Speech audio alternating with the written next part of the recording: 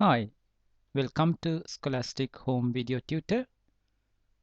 Here we are going to look at integration by substitution. Example number 3.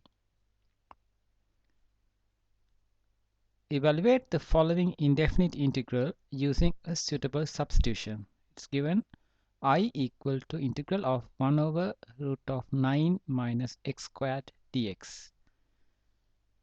So when you observe the denominator here, you can see 9 minus x squared. So in this pattern, it's better if you can substitute a trigonometric function for x.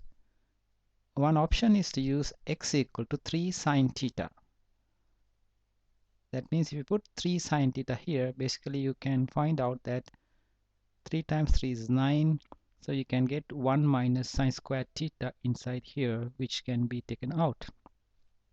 Instead of x equal to 3 sine theta, you could have used 3 cos theta also here. You have to bear in mind 9 square root of 9 is the coefficient here that you get in front of sine theta or in front of cos theta.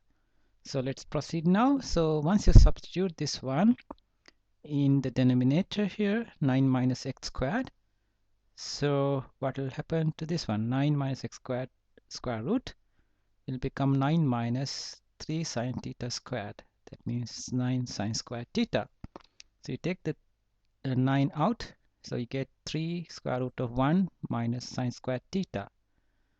So from your first principles, you should know this. 1 minus sine squared theta equal to cos squared theta. So it's a matter of substituting cos squared theta here now.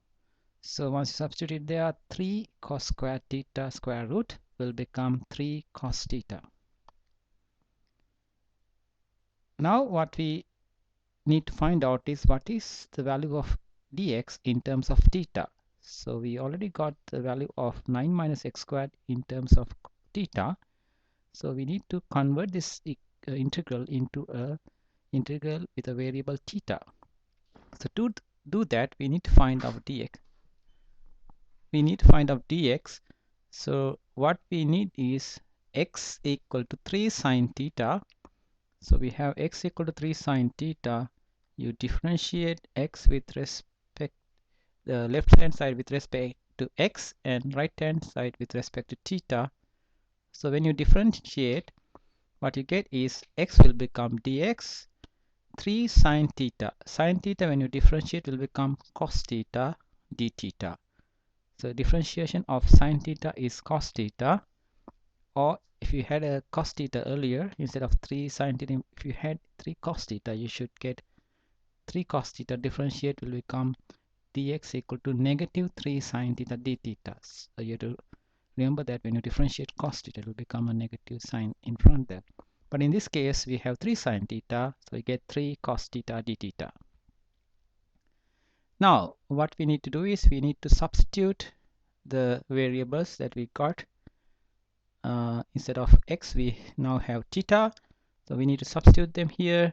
So 9 minus x squared became 3 cos theta, and dx we found just now to be equal to 3 cos theta d theta. Now cos theta and cos theta will cancel off, and 3 will cancel off, and then you will left with only d theta. So 3 cos theta and 3 cos theta will get cancelled off each other. So integral of d theta will become equal to theta plus a constant of integration, which is for indefinite integral, we need to put a constant of integration here, so which can be a number.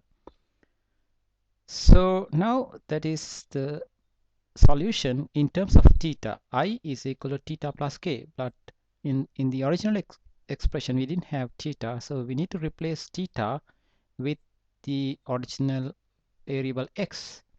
So what we know in this case is x is equal to 3 sine theta is the one that we used as a substitution. Now we need to find out what is the value of theta. It is basically you take this 3 down here, it will become x over 3 equal to sine theta. So therefore theta is equal to sine inverse x over 3. Basically you need to take the theta into left hand side. So then what we need to do is to substitute in the final expression there. So basically we got I equal to theta plus k. So now I is equal to theta equal to sine inverse x over 3 plus constant of integration k. That is the answer to this question.